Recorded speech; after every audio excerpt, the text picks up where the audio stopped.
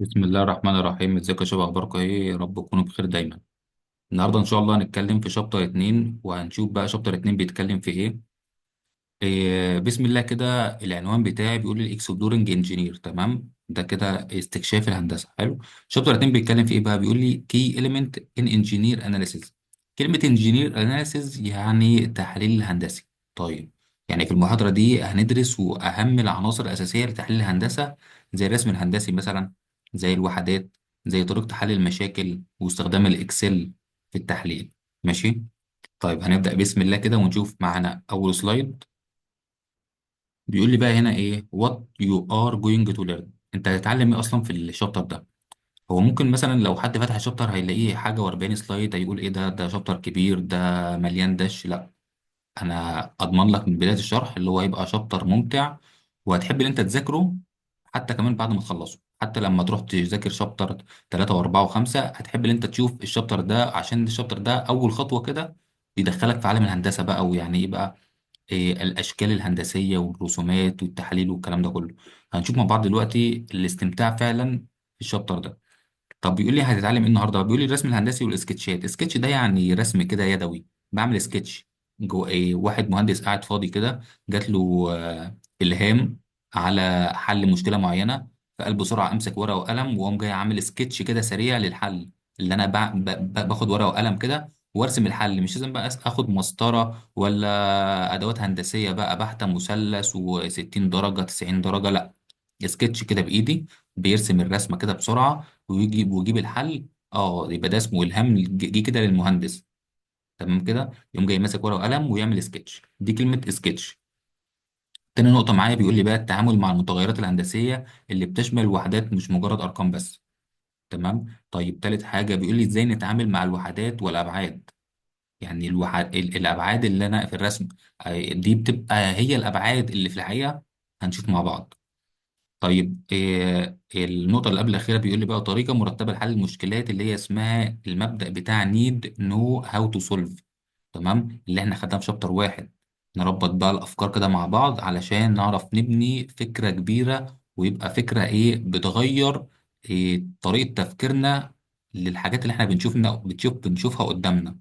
من بقى رسومات للبيوت، للرسومات مثلا معمارية، حاجة كده مصغرة للمشروع. زي ما احنا بنشوف مثلا لما بنخش مثلا أي مشروع كبير، بنلاقي كده في البداية حاجة كده سكتش كده صغير للمشروع.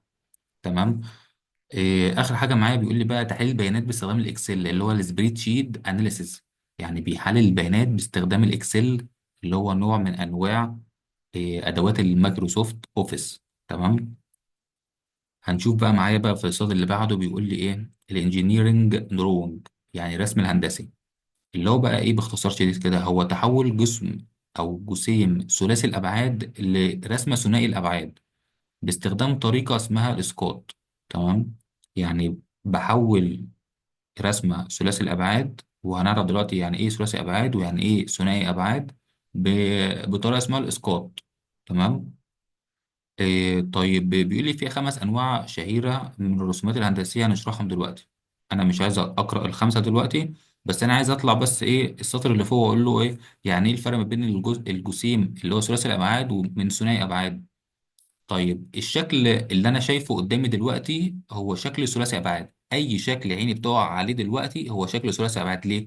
لأن أنا عارف الزوايا بتاعته كلها. ثلاثي أبعاد ده يعني الإكس والواي والزد. تمام. الاكس والواي والزد. طب ثنائي ابعاد يعني الاكس والواي والواي بس. تمام، اكس وواي بس. اي شكل مثلا انا شايف كوبايه قدامي، مسكت الكوبايه كده انا شايفها 3 دي. شفت انت كلمه 3 دي؟ 3 دي يعني 3 دايمنشنز، اللي هو ثلاثي ابعاد. اقدر اشوفها من اليمين والشمال ومن فوق ومن تحت. تمام. طب الثنائي ابعاد بقى، هو بتعرف تشوفها اللي هي تبقى قدامك بس. طب لو شفتها من الجنب هتلاقيها خط. تمام. طيب انا مش فهمتش اي حاجه، انا عايزك تشرح لي واحده واحده.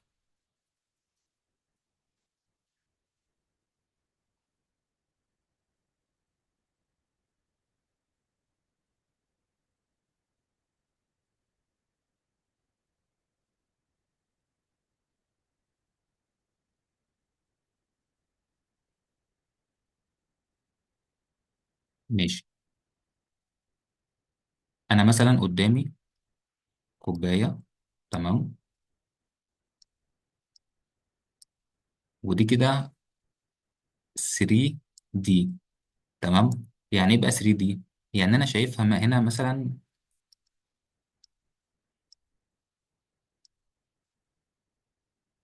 ادي هنا الاكس وادي الواي وادي الزد، تمام، اللي هو 3 دايمنشنز بتوعي، الثلاث محاور.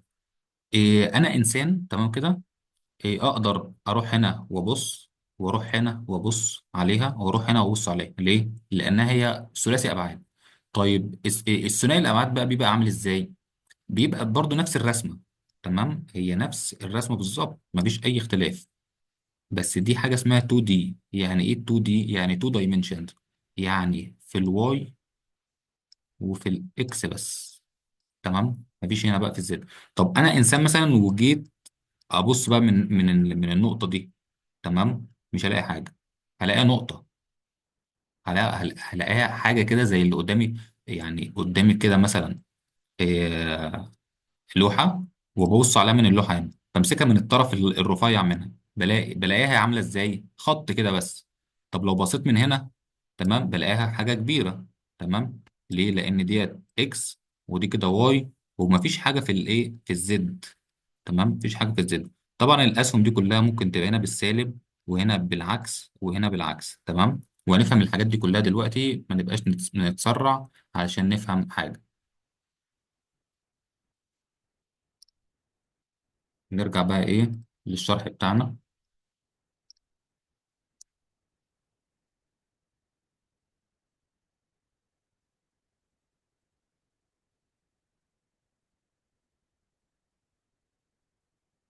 الخمس انواع بتوعي اللي هو ايزومتريك، وهنفهم يعني ايه ايزومتريك. تاني حاجه اسمها انكزومتريك، وبعدين الاوبليك، وبعدين برسبكتيف، وبعدين الاورثوجرافيك. تمام. نمسك كل حاجه لوحدها. الايزومتريك، الايزومتريك ده هو ايه؟ فبيقول لي في الرسم الايزومتري المحاور الثلاثه بتتقابل بزاويه 120 درجه مع بعض. يعني كل زاويه ما بين الثلاث محاور هتلاقي 120 درجه. ماشي. اللي هي كانت عامله ازاي؟ اللي هي كانت عامله كده. ثلاث محاور بتوعي اللي انا قلت، اللي هي اكس والواي والزد، كل زاويه ما بين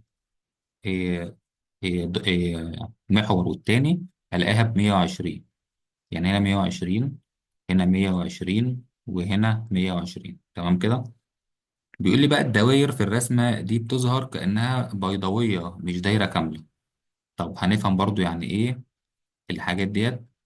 ما احبش ان انا اسبق شرح حاجة غير لما يكون الطالب مستوعب هي إيه، عشان كده لما أشرحها يبقى يفهم. تمام.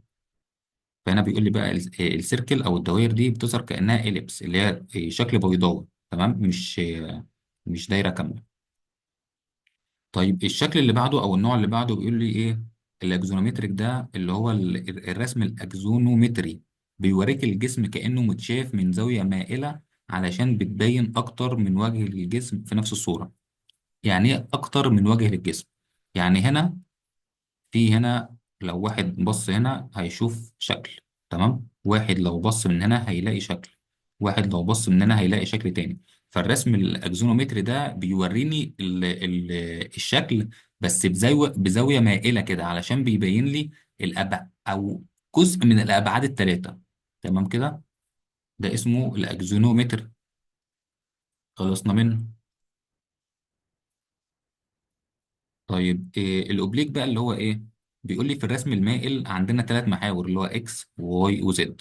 طيب واحد افقي، وواحد رأسي، والتالت مائل بزاوية من 30 ل 60 درجة. ماشي. ده بيعمل ايه بقى؟ ده بيخلي الجسم يظهر بوضوح مع بعض العمق. تمام كده. تمام. خلصنا من ده. البرسبكتيف،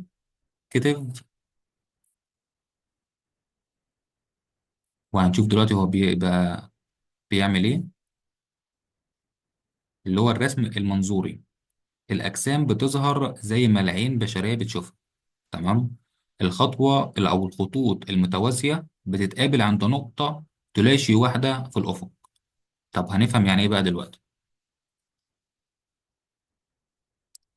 الرسم البيرسبكتيف، تمام، هو اسمه غريب شوية، بس هو معناه رسم منظوري. منظوري ده يعني مش متشاف بالعين. يعني الرسم المنظوري اللي هو متشاف بالعين ده بيقول لي الأجسام اللي فيها بتظهر زي ما العين البشرية بتشوفها بالظبط. يعني نفس الأبعاد، نفس الجسيمات، نفس كل حاجة. هتلف حواليها تلاقيها 3D وكل حاجة.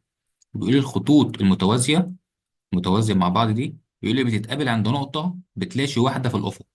يعني الخطوط اللي هي ماشية دي، تمام كده، المتوازية دي بتتقابل عند نقطة بتلاشي واحدة في الأفق. يعني أنا لو بصيت من هنا هتلاقيها الاتنين بقوا على خط واحد. مش أنا لو بصيت من هنا هلاقي الاتنين فعلا على خط واحد. طب لو بصيت من هنا هلاقيهم لأ، ده في حتة وده في حتة تانية.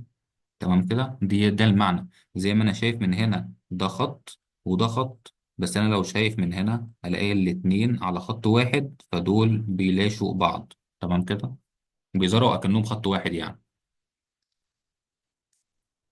هو ده بقى يعني مختصر الشديد بتاع البرسبكتيف دروينج. آخر حاجة معانا اللي هو النوع الخامس، الأورثوجرافي. الأورثوجرافي ده اللي هو الرسم الأورثوجرافي، الجسم بيتصور كأنه جوه صندوق، تمام، زجاجي، وكل وجه من أوجه الجسم بيتعرض على جانب من جوانب الصندوق. طب نفهم من بعض كده تاني. إيه بقى الجلاس بوكس ده؟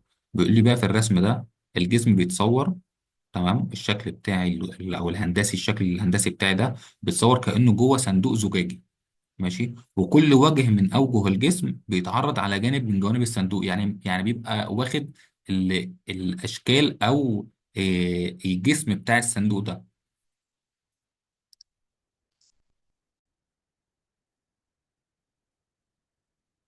فانا ببقى بحس بقى ان الاوجه كلها جايه من اوجه صندوق. تمام. طيب هنا بقى بيقول لي على حاجه كده، وبعدين ايه مش موجوده في الايه في الشرح، بس انا حبيت الفت الانتباه. التوب فيو والفرونت فيو والسايد فيو، ايه التلاته دول؟ التوب فيو من هنا، هو شاور لي على هنا وجايب لي هنا وجايب لي رسمه انا مش فاهمها.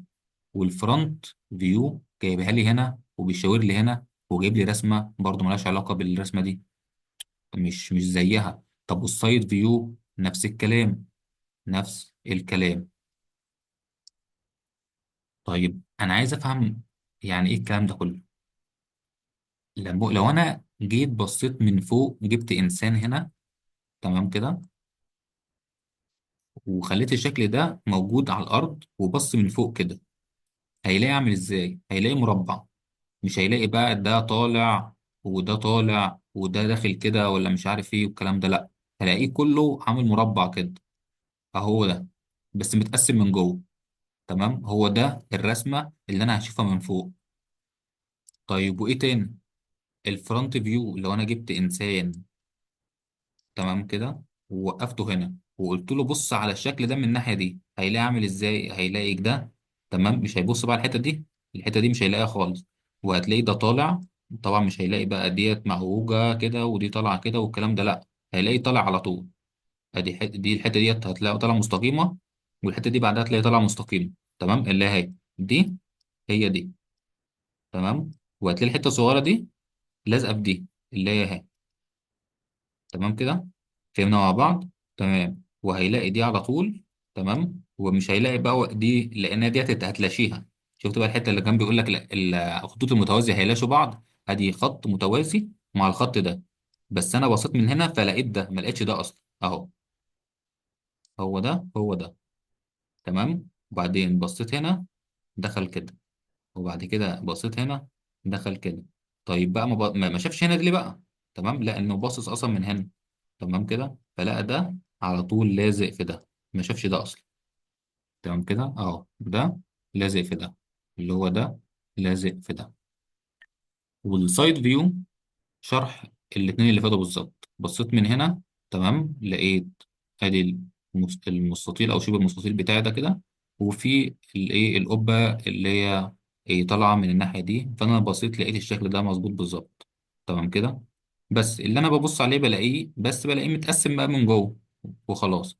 طبعا الحاجات دي كلها ده علم كبير جدا، وده يعني او اولى خطوات الرسم الهندسي الفعلي، اللي انا اكون حاطط اشخاص في زوايا معينه وبيجسموا لي الشكل بتاعي. الشكل ده 2D، وده 2D، وده 2D، يعني مرسوم في الاكس والواي اكسس فقط. تمام، اكس والواي اكسس فقط. بس بقى الشكل الثلاثي بقى ده اللي هو فيه توب وسايد والفرونت فيو، ده كده شكل ثلاثي. هو ده 3 دايمنشنز. بيحتوي على ايه 3 دايمنشنز؟ يعني ثلاثة. ايه الثلاثة؟ ان التوب والفرونت والسايد فيو يكونوا مع بعض.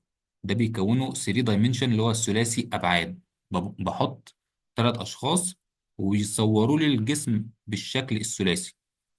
انا كده فهمنا يعني ايه ثلاثي ويعني ايه ثنائي بالظبط، وده احنا كنا اتكلمنا عليه في السلايد بتاع. قلنا ما نسبقش الشرح غير لما نلاقي حدث عملي قدامنا نعرف نفهم منه على طول.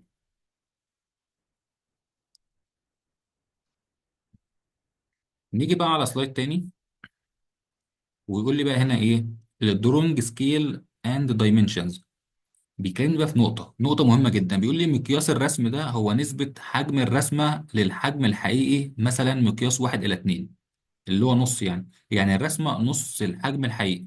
تمام. يعني مثلا أنا بنيت رسمة، والرسمة دي مثلا مدينة سياحية.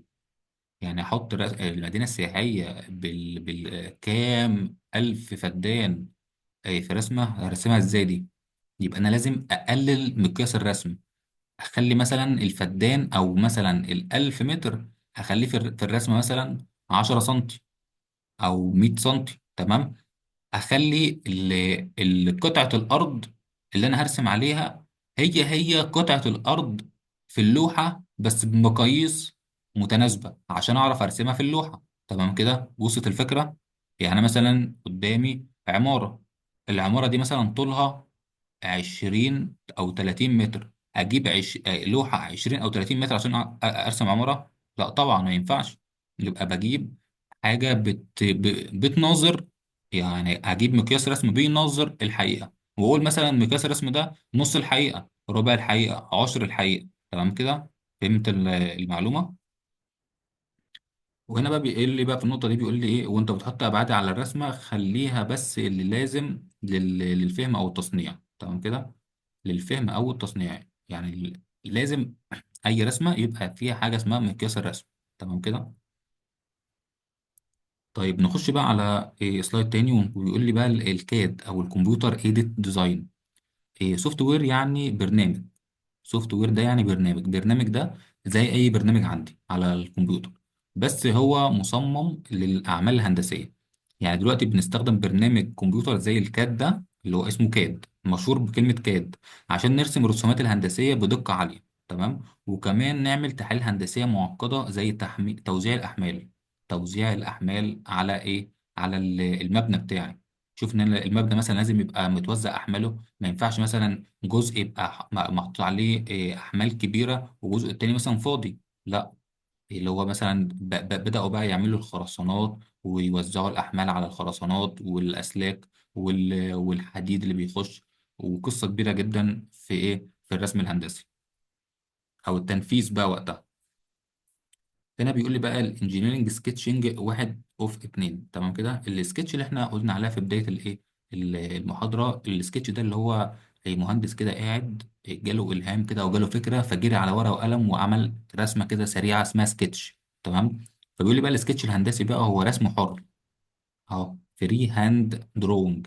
هو رسم حر سريع للافكار، وممكن نستخدم ادوات بسيطه زي ورق مربعات، عملات معدنيه، كروت ائتمان للمساعده. يعني مثلا انا معايا مثلا الكارت بتاعي، الاي دي بتاعي، اطلعه على طول واقوم جاي شادد خط، يبقى خط مستقيم. معايا عمله معدنيه مدوره مثلا، اقوم جاي عامل دايره.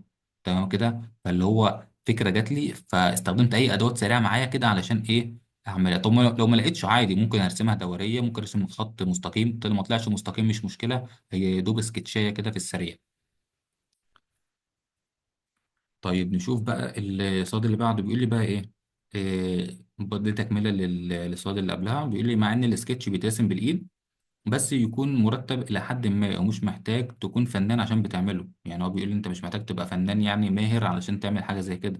فدي خط مستقيم وما مش مستقيم قوي، بس اهو سكتش ورسمة، وقام جاي عمل دورية بس قطعها من هنا اهوت ورسم دورية تانية وهكذا. قال دي مثلا دي 6 سنتي، وادي الدايمنشنز بتاعي، وادي مش عارف ايه الراديوس بتاعي وهكذا. تمام كده، ده مثال بس ملوش اي قيمة غير اللي هو بيقول لك السكتش بالنسبة للمهندس بيبقى عامل ازاي.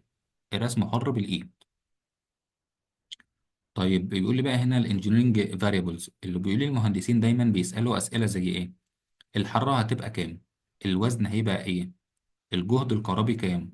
الأسئلة دي كلها بتستخدم عشان متغيرات زي درجة الحرارة أو الوزن أو الفولت بتاع الكهرباء. تمام؟ لأن المهندس حاطط المعايير دي كلها في دماغه، فبيبقى عايز لما يطلع الحل يطلع بناء على شوية المعايير ديت بتخش على الحل ويظبط له حل مظبوط كده، ويطلع حاجة تعجب الناس وتبقى في نفس الوقت أمان للناس اللي بتستخدم أو بالناس اللي بتشتغل على تنفيذ المشروع.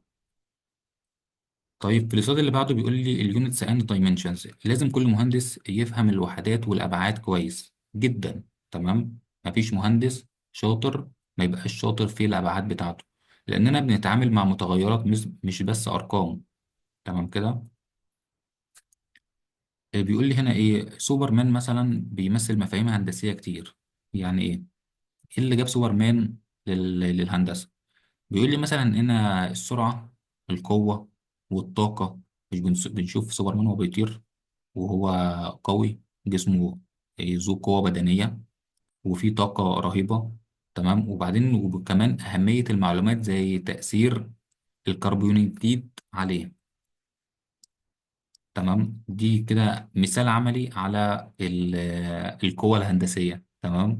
هي حاجة مضحكة شوية بس يعني عايز يقول لك إن المهندس مش شخص عادي، لا هو شخص شايف الكون بطريقة سحرية، طريقة تانية مش زي أي حد بيشوف. هنا بقى بيقول لي إيه، suppose I asked you what is boy. يعني بيفترض كده لو سألتك يعني سرعة سوبرمان وقلت لي مثلا 800. تمام كده، اهو 800 يعني. ده مش كفاية انك تقول لي ان من الوحدات مثلا زي 800 متر على الثانية. الوحدات بتضيف معنى حقيقي للرقم. يعني انا لو سألتك قلت لك انت سرعتك قد ايه، التاني مثلا الشخص اللي قدامي ده مش فاهم، فقال لي مثلا ايه انا سرعتي 40 وسكت. 40 ايه؟ مش 40 دي لا وحدة، لا وحدة تمييز. تمام. السرعة بتتميز بإيه؟ بمتر على الثانية. يعني المفروض الشخص الشاطر يقول لي إيه؟ أنا سرعتي 40 متر على الثانية. تمام، زي ما سوبرمان بيتكلم كده. هنا بيقول لي مثال عملي على السرعة بالوحدات المتر على الثانية أو ميل على الساعة. تمام. الفيلوسيتي يعني سرعة، والفيلوسيتي يعني مسافة قصدي، والسبيد يعني سرعة. تمام. الطاقة الباور بوحدات النيوتن على المتر. تمام كده. ادي نيوتن على المتر اهي، ودي الطاقة. تمام. الباور ده حاجة تانية، معلومات بالبيتس. ديت الانفورميشن بالبيتس، البيتس ديت اللي بتمر في الأسلاك الكهربائية. تمام، اللي هو اللي بتوصل لجهاز الكمبيوتر، وهو ده بيبقى اسمه الزيرو والوان. زيرو والوان بت. تمام كده، دي بتتقاس بالانفورميشنز. تمام كده، اللي هي بتتحول الى اشارات كهربائيه اللي هي 0 وال1 الكمبيوتر يفهمها. دي بتتقاس بوحده البت. الانرجي اللي هي الطاقه بوحده النيوتن على المتر. تمام. الباور بقى اللي هو الجهد، الجهد الكهربي الباور. تمام. ده بالاتش بي. تمام. اللي قلنا الفيلوسيتي اند سبيد. تمام كده، اللي هي السرعه بوحدات المتر على الثانية أو الميل على الساعة. تمام كده، ميل على الساعة أو متر على الثانية. الاتنين بيساوي بعض لأن بتحول الميل ترجعه متر، وتحول الساعة ترجعها ثانية. هنا الباور ممكن تتقال عليه الكيلو وات. تمام، أو بالوات لو تضربها في 1000. تمام، برضو سؤال بسريع كده.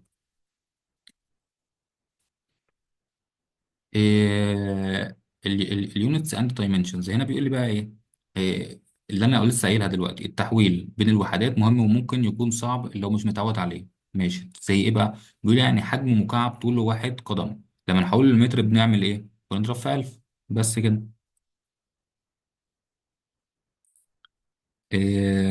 هنا في السلايد ديت بيقول لي بقى ايه، بيكمل على السلايد اللي قبله، بيقول لي مثال تاني كده في السريع. لو تسارع صاروخ 55 متر على ثانية تربيع، ده السرعة. تمام. تسارع صاروخ 55 متر على الثانية تربيع ونحوله لميل على الساعة تربيع بسهولة باستخدام علاقات التحويل، والنتيجة بتبقى حوالي 123 ميل على الساعة تربيع. طيب أنا لما جيت أحول من كبير، من حاجة كبيرة لحاجة صغيرة، فبضرب.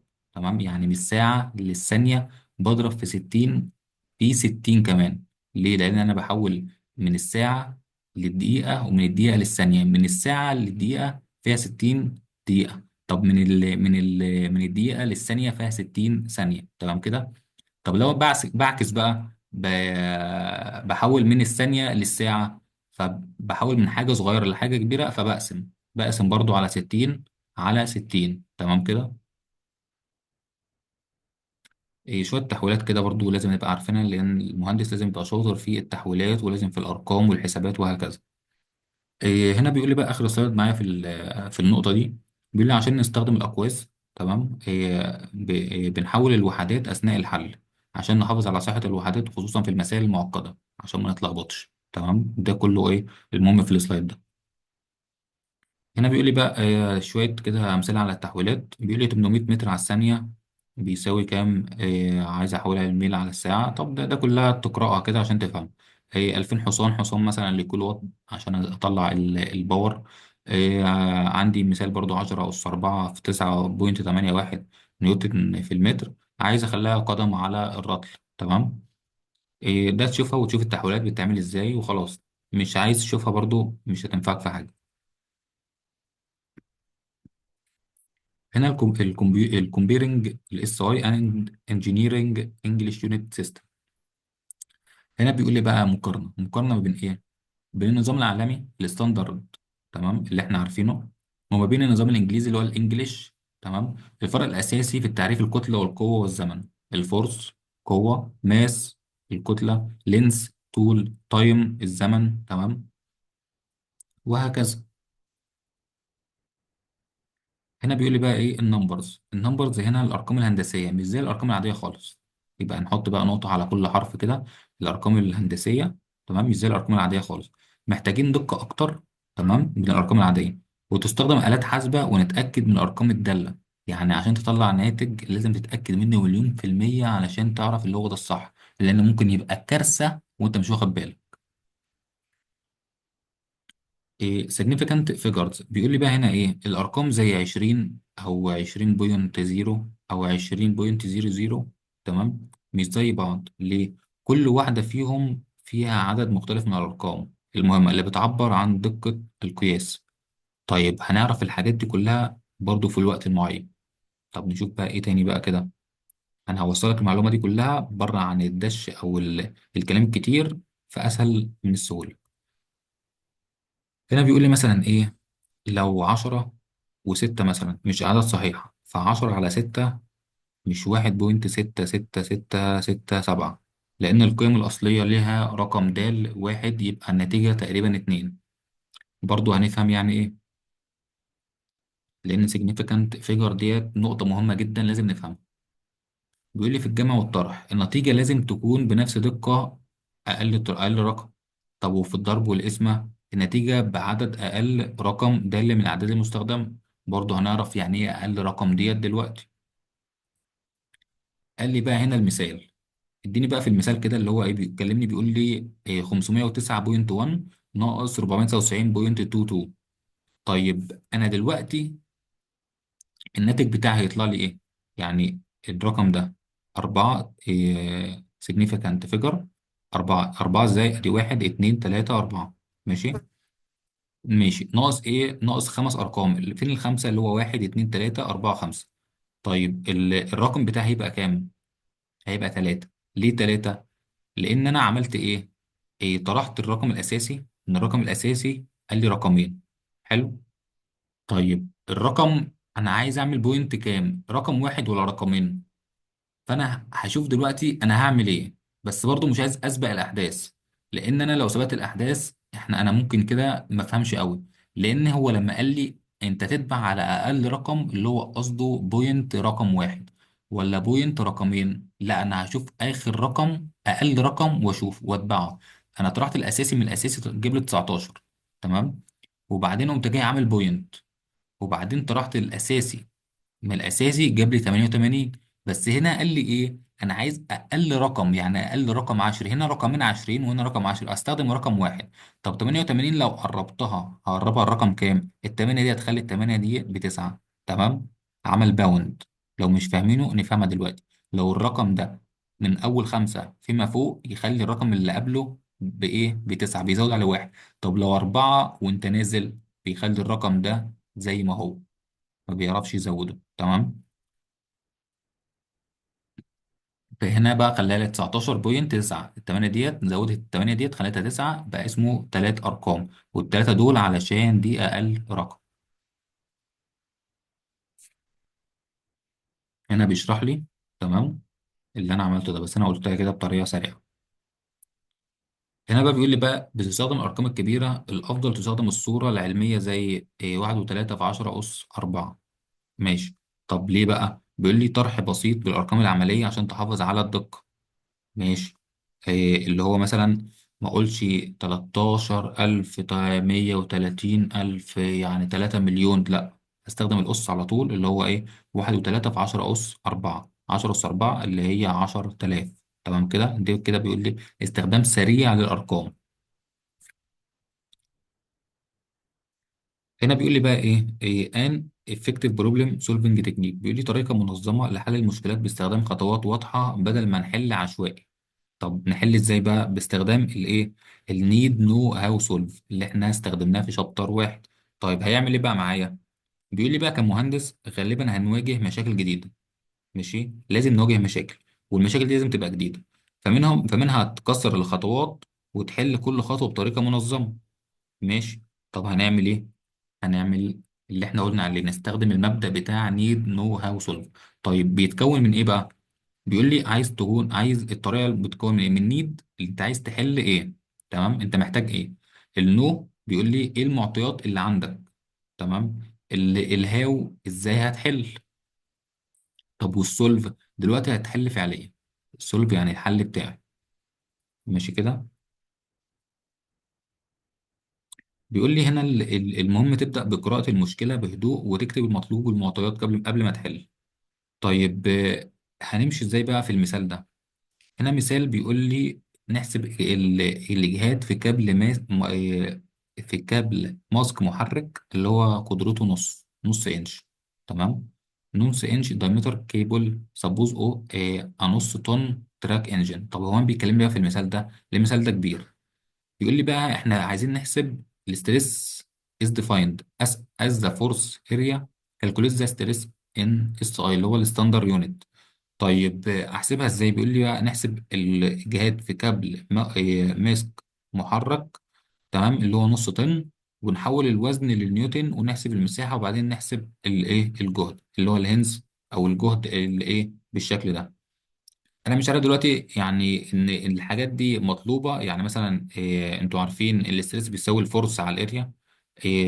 هو مديني الفورس. تمام. اللي هو بنص طن. تمام. وبعدين بيقوم جاي محولها لباوند فورس، وبعد كده قام جاي محولها لنيوتن، وبعد كده كونفيرت بيقول لي عمل تحويل اند دايمتر از نص انش. طيب انا عايز اعرف بس حاجة واحدة، ان الاسئلة دي مهمة ولا لا؟ يعني القوانين دي كلها مهمة ولا ايه الدنيا؟ هنا بيقول لي مثال تاني اللي احنا عملناه. بيقول لي عايز احسب مسافة زمنية بين السيارات لو عارف عدد العربيات اللي بتمر في الساعة.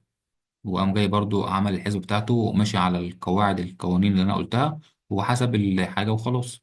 ومشي برضو على إيه؟ على لو كان في أعداد عشرية مشي على المعلومة بتاعت significant figure.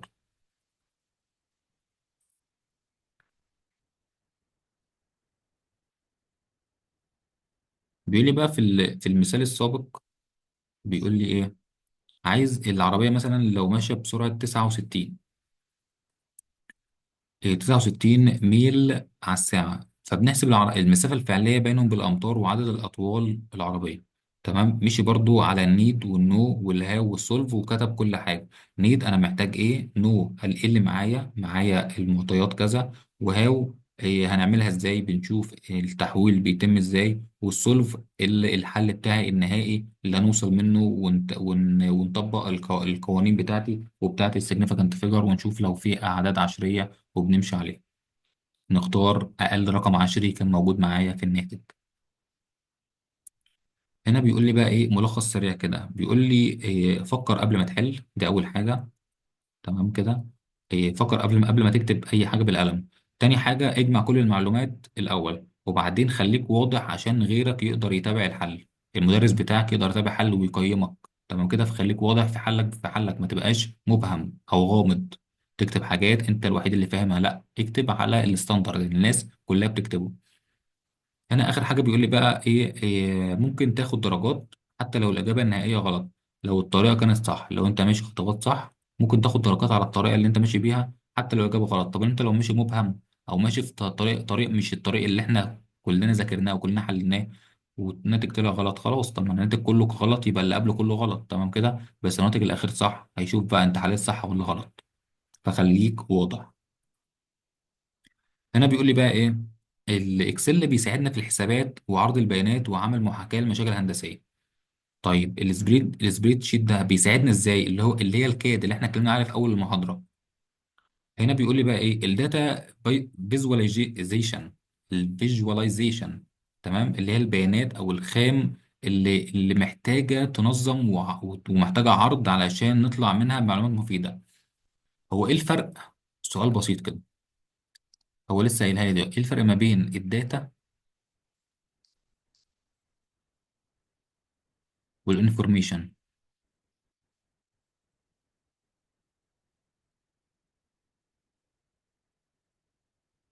إيه الفرق ما بين ده وما بين دي؟ تمام. الفرق بكل بساطة ان الانفورميشن هي معلومات عادية جدا، معلومات في الكلام، واحد بيتكلم والتاني بيسجل له، فدي معلومات كلام وخلاص، كلام، واحد بيتكلم اهو وواحد تاني اللي قصاده بيسجل له. طيب الداتا بقى هي البيانات او المعلومات المهمة في الايه من الانفورميشن. انا كده فهمت حاجه، فهمنا حاجه. واحد مثلا مذيع مستضيف واحد معاه في الشاشه، إيه عمال يكلمه يساله اسئله والتاني يرد عليه، يساله اسئله ويرد عليه. الداتا بقى، تمام، مش اللي حصلت في اللقاء الصحفي ده او اللقاء التلفزيوني ده، لا ده الانفورميشن هي اللي حصلت، لان هو كان بيساله والتاني بيرد عليه بكلام كلام كلام كلام كلام وخلاص. طيب الداتا اللي بتطلع على الشاشه يقول لك مثلا ده بيقول كذا في سطر واحد كده، ملخص سريع او البيانات المهمه اللي حصلت في الحوار الصحفي او الحوار التلفزيوني ده. فهمنا كده الفرق ما بين الداتا والانفورميشن؟ يا رب يكون المعلومه وصلت.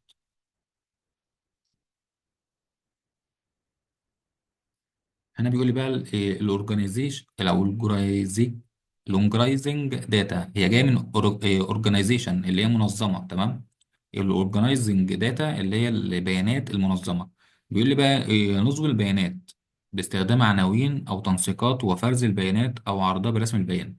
تمام كده، انت عندك بيانات، جالك انفورميشن وطلعت منها الداتا، تمام كده، البيانات المنظمه هتنظمها ازاي او تعرضها ازاي. تمام كده، بيقول لي بقى بتستخدم عناوين، بتحط عنوان لائق للبيانات اللي انت عملتها دي، وتنسيقات بقى الوان بقى تخلي العنوان مثلا حجم الخط كبير، اللي بعده حجم اقل منه عشان تبين العنوان بتاعك. وفرز البيانات بقى، يعني لازم تفرز البيانات وتشوف بقى اللي لائق تعرف تعرضه واللي غير لائق ما تعرضوش طبعا. او تعرضها برسم البياني بقى، اللي هو مثلا ممكن تحط البيانات دي كلها لو كانت اجسام هندسيه تحطها في رسم بياني. هنا في السلايد بتاعي احنا كده قربنا نخلص اهو ان شاء الله، معلش الشطر ده كبير بس قلنا مليان معلومات مهمه. السلايد 40 ده بيرفورمينج كومبيوتيشنز، اللي هو الاكسل فيه دوال جاهزه زي ايه بقى، زي الماكسيموم. ماكس يعني ايه، اكبر عدد او الاكبر، ماكسيموم. تمام. المينيموم اللي هو اقل حاجه. طب السمري اللي هي صم اللي هي المجموع. ماشي. الافريج اللي هو مجموعهم على عددهم. تمام، دي حاجه اسمها افريج. المقياس اللي هو ايه؟ افريج يعني حاجه في النص كده، الافريج بتاعي اللي هو مجموع الارقام على عددهم. تمام كده. ندي مثال بس على افريج عشان لو انا مثلا عندي ارقام زي 2 و3 و6 و20 و40. طيب عايز اطلع الماكسيموم. الماكسيموم ده يعني اكبر رقم اللي هو كام؟ 40. شطار. طيب المينيمم بتاعي في الارقام دي 2. طب السمري مجموعهم 2 و3 5، 5 و6 11، 11 و20 31، 31 و40 71. يبقى ده السمري بتاعي. تمام كده، 71. طب الافريج هي مجموع الارقام على عددهم اللي هي 71. هي مجموع الارقام على عددهم 1 2 3 4 5. عدد الارقام دي اللي هي خمس ارقام، ويطلع لي الناتج ده الافريج بتاعي. طيب الاس تي دي ديف ده حاجه مش معروفه او مش مفهومه، وبرضه ممكن نبقى نتطرق ليها ونفهمها بعدين عشان ما تلخبطناش.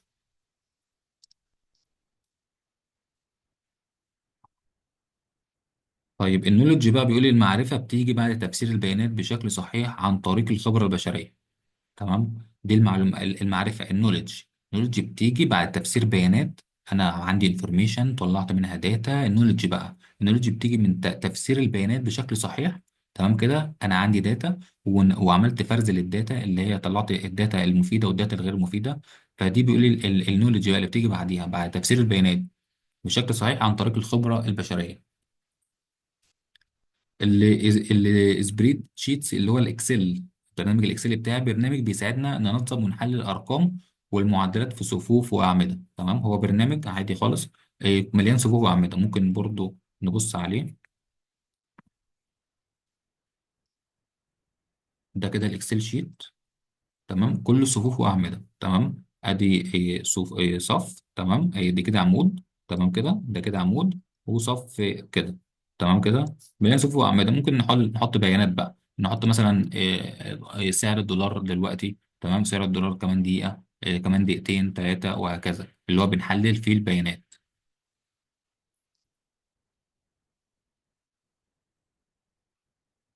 ادي كده الاكسل شيت بتاعي. تمام، ده كده ده الشيت اللي انا بتكلم فيه لسه فاتحه دلوقتي. هو بيقول لي هنا ادي كولوم اللي هو عمود، وادي هنا سيل اللي انا واقف عليها. تمام، رو اللي هو السطر.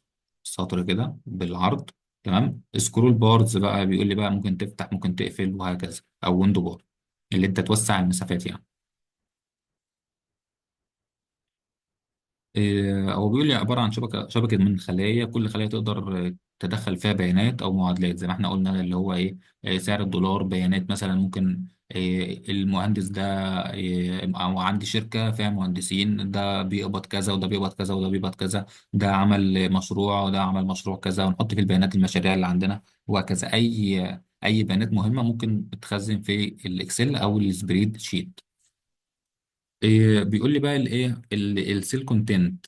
محتوى الخلية ممكن يكون إيه؟ ممكن يكون نصوص. تمام، ممكن يكون كلام زي ما إحنا قلنا. الموظف ده في شغال على مشروع. المشروع اسمه كذا. المشروع المهندس الثاني شغال على مشروع اسمه كذا. نصوص يعني كلمات. ممكن يبقى أرقام صحيحة أو عشرية. تمام، اللي هي ممكن تبقى رقم.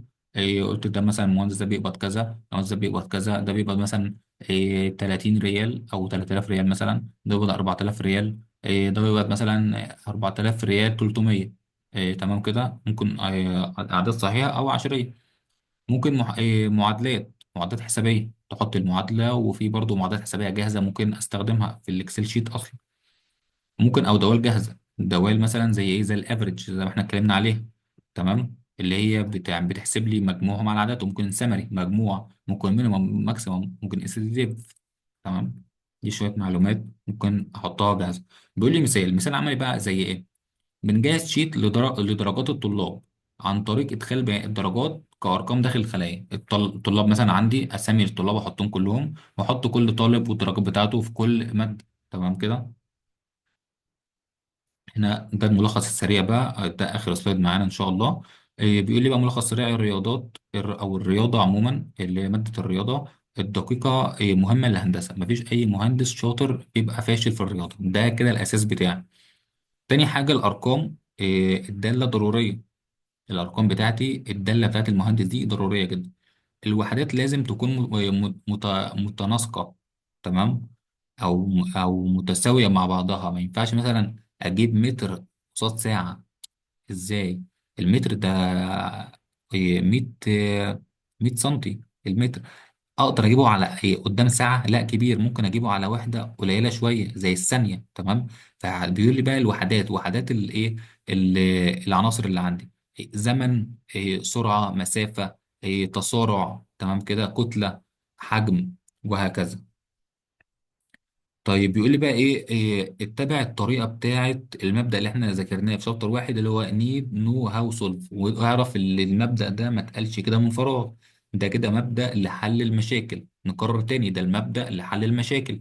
انا عندي مشكله، عندي مساله، لازم ابدا امشي على المبدا ده عشان اوصل لحل المشكله باسهل الطرق. هو ما جابليش طريقه صعبه، لا، ده اسهل الطرق. نيد الحاجه اللي انا محتاجها، نو الحاجه اللي معايا اللي انا عارفها، هاو هستخدم ايه عشان احل المشكله دي، سولف بدات خلاص انفذ في حل المشكله. طيب اخر نقطه معايا، بيقول لي باستخدام الاكسل شيت مع المشاكل الكبيره. انا دلوقتي معايا مشكله كبيره، مش مشكله صغيره عشان استخدم النيد نو هاو سولف، لا، معايا مشكله كبيره جدا. فبقى بستخدم الاكسل شيت عشان اخزن البيانات. بيانات كبيره جدا، ضخم في الداتا، تمام. في ارقام كبيره جدا عليا، ما اقدرش اعمل لها عمليات حسابيه. فاستخدم اكسل شيت عشان اخزن المعلومات وابدا امشي عليها او امشي عليهم كلهم. وطبعا استخدم عامل الوقت، لان انا مش هستخدم مثلا حل المشكله واقعد مثلا 5 سنين احلها. ما ينفعش طبعا، غير مقبول. ان شاء الله كده وصلنا لاخر نقطة في السلايد، وان شاء الله نكمل شرح الشباتر التانية ونعرف الاتصال الممتع ما بين كل شابتر والتاني. وتشوف بقى ايه الصورة بتوضح وتزيد اكتر كل ما تبدأ تذاكر وتفهم اكتر عن المفاهيم الهندسية وروعة المنظور الهندسي، وتبقى ماشي كده في الشارع مهندس وشايف الدنيا بمنظور تاني مختلف عن الناس العادية. واحب ان شاء الله اللي انا اكمل شرح معانا ان شاء الله في انتظار شابتر 3 و4 و5 و6 و7 و8. وان شاء الله نشرحهم على طول ونبعتهم. شكرا، ولنا لقاء اخر والسلام عليكم ورحمة الله وبركاته.